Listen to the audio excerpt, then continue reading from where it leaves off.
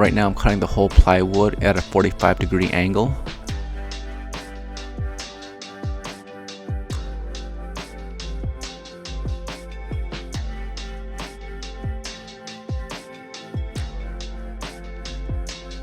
So you want to make sure you cut two of the same size.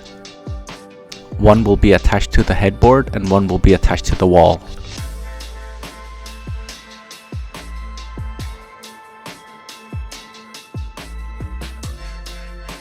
You can have a little gap and it'll still hold the headboard in place.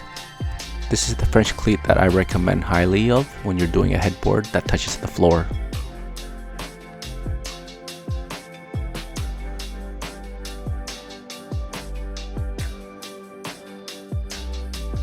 Thank you for watching and I hope you enjoyed it.